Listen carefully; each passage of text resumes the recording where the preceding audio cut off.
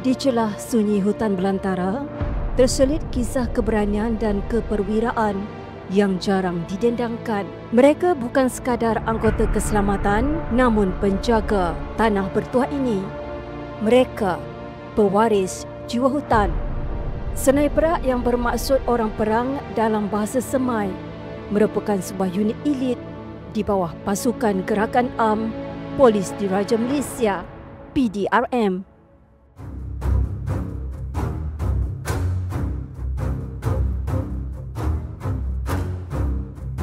Saya Korporal 186 850 Razman Yankifa, berusia 33 tahun, berasal daripada Kampung Putra, Jelebu, Negeri Sembilan. Saya sudah berkhidmat selama 12 tahun. Mula berkhidmat pada Februari 2013.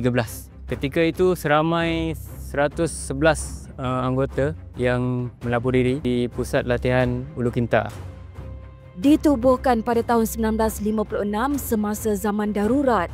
Pasukan yang dianggotai oleh komiti orang asli dari seluruh semenanjung Malaysia ini memiliki kepakaran luar biasa dalam selok-belok hutan. Mereka penyambung legasi ilmu perburuan, pembacaan jejak dan orientasi hutan yang menjadi warisan turun-temurun. Dalam situasi peperangan gerila dan operasi taktikal di hutan, pasukan ini tentunya aset paling bernilai dimiliki negara.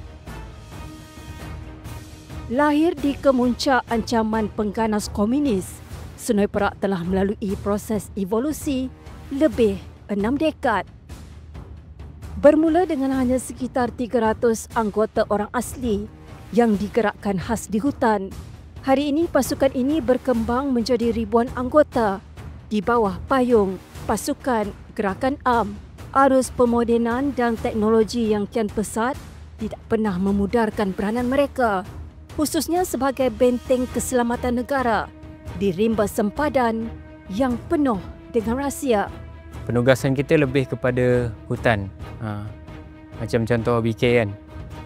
Kita lebih kepada hutan. Jadi untuk kelas RPA memang paling pentinglah untuk semua anggota. Pada asas dekat PGA pun yang tu akan diberi dulu pelajaran yang tu. Sebab basically memang PGA dengan hutan memang tak akan berpisah. Kita mostly kita akan bertugas kebanyakannya di hutan. Selain daripada kompas, kemahiran yang perlu ada ialah inilah menembak lah. Menembak, lepas tu latihan biasa seperti PT pagi lah untuk fitness, untuk mengekalkan fitness. Sejak turun-temurun, ilmu hutan telah mengalir dalam darah anak-anak orang asli. Ia bukan sesuatu yang dipelajari di akademi moden, tetapi warisan hidup yang tertanam dalam diri mereka, menjadikan Senai Perak pasukan yang memiliki kelebihan semula jadi di medan rimba. Sebagai contoh yang saya kata, ilmu hutan. Jadi kebanyakan mereka ni belajar daripada keluarga mereka sendiri, maksud saya daripada ibu bapa ataupun nenek moyang mereka yang terdahululah. Ilmu hutan ini memang kebanyakan mereka ni mahir. Sebagai contoh, apabila mereka berada di kawasan hutan ini, ya, jadi ada kebanyakannya mereka boleh tahu. Sebagai contoh, kehadiran musuh ataupun kehadiran haiwan-haiwan di kawasan-kawasan tertentu ni, ataupun kita melihat kepada kesan-kesan tanah. Jadi boleh tahu berapa hari maksudnya musuh ataupun sebaliknya, maknanya berada di sesuatu kawasan itu. Di hutan, mereka inilah mata dan telinga negara. Sebagai sayap khas dalam pasukan Gerakan Am di bawah PDRM, pasukan yang dikenali dengan julukan orang perang ini dilengkapi dengan kemahiran taktikal, penggunaan teknologi dan semestinya disiplin tinggi. Sebenarnya pasukan Batalion 3 PDA ni ataupun kita panggil dengan Senai Perak ni lebih kurang sama juga dengan jabatan-jabatan yang lain dalam PDRM, di mana kita ni untuk mengekalkan berkaitan dengan aspek keamanan negara, menghindari ancaman musuh di kawasan hutan dan mengawal keselamatan dan keamanan negara. Mengimbau kembali insiden berdarah jam 3 pagi di pos TS9 Sungai Bakong, Padang Besar Perlis, Sarjan Norehan anak lelaki tari tidak pernah menyangka dalam sekelip mata segalanya akan berubah. Di hadapan mata, beliau kehilangan rakan seperjuangan yang cukup setia dan berani. Korporal Baharudin anak lelaki Ramli buat selama-lamanya. Pada malam 23 hari bulan 11, kami dimaklumkan ada maklumat yang mengatakan akan ada pergerakan di kawasan sempadan, terutamanya di kawasan KTJ tanggungjawab kami lah. Company A semasa tu akan ada penyelundup, dijangka akan masuk pada bila-bila masa.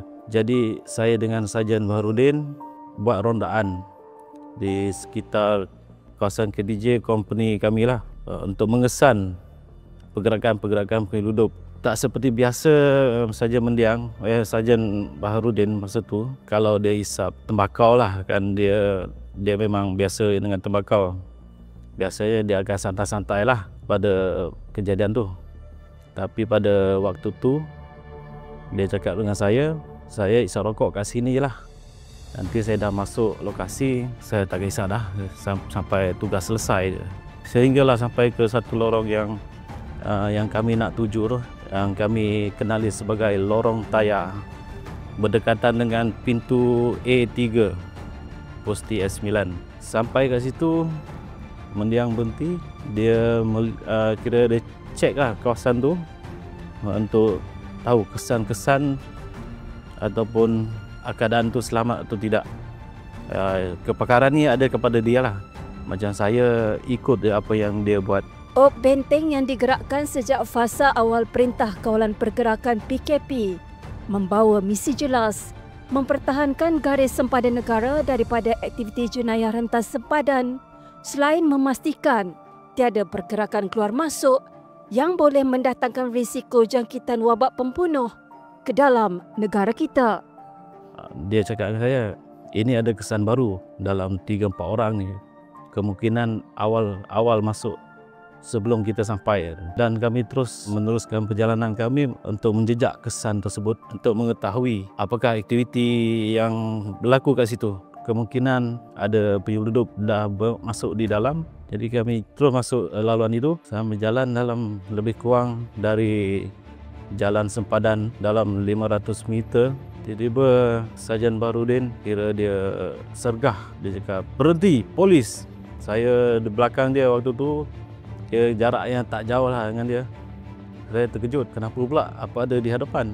Dia bagi 2-3 kali amaran, "Berhenti, polis!" Lepas tu saya daripada betul-betul duduk belakang dia, saya buka sikit nak melihat apa yang berlaku di depan, semacam seperti yang dia terancang. Apabila saya dah buka sikit ruang tu, saya mendengar bunyi tembakan. Apabila berlaku tembakan tu, sempat lagi Sarjan Mendiang Baharudin tanya dengan saya, panggilan nama saya dengan dia panggil saya Puyang. Dia tanya pada saya, "Puyang, kau kena ke?" Saya cakap, "Saya kena." Lepas tu dia beritahu juga, saya pun kena. Dia ajak saya menerap dan balas balik tembakan dari yang disaki penyelundup tadilah. Pantang menyerah selagi hayat di kandung badan. Peluru yang hinggap di tubuh bukan penghalang kepada wira-wira negara ini mempertahankan bumi berdaulat hingga ketitisan darah yang terakhir. Saya tanyalah, "Bahar ward mana duduk?" Isteri saya cakap, "Bahar tak ada duduk ward mana-mana. Dia dah tak ada."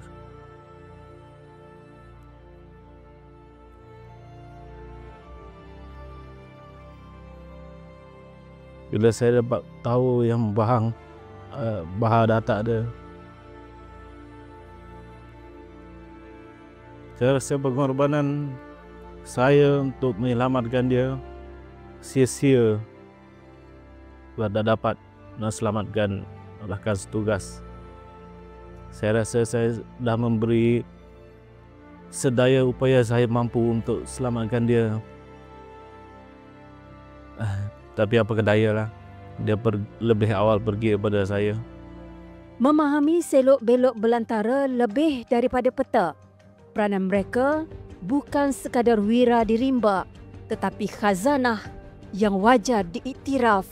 Jasa, pengorbanan dan keunggulan Sungai Perak mesti terus dipelihara demi kesinambungan, profesionalisme dan martabatnya dalam lipatan sejarah negara. Saya melihat cabaran untuk memastikan kelangsungan berkaitan skim OA dalam PJRM, di mana pada tahun lepas kita semua dah dimaklumkan dengan perubahan sistem SSM kepada SSPA.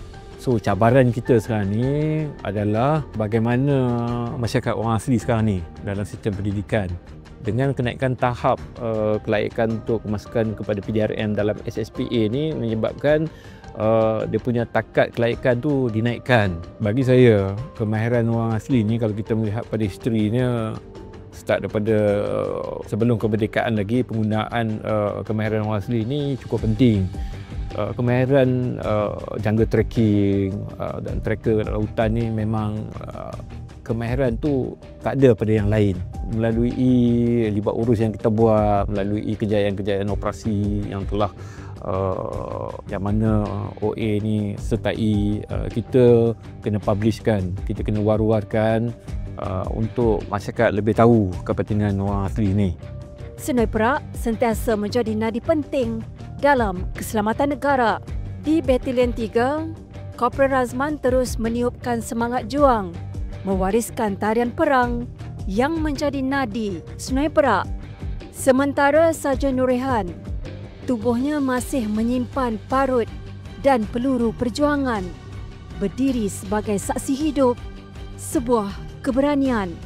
Pingat gagah berani, lambang tertinggi pengorbanan seorang perwira, membuktikan bahawa keberanian bukan sekadar cerita tetapi terpatri dalam jasad dan sejarah negara. Dua wajah, dua generasi, namun satu roh yang sama, roh Sungai Perak yang tidak pernah padam. Hak Agenda!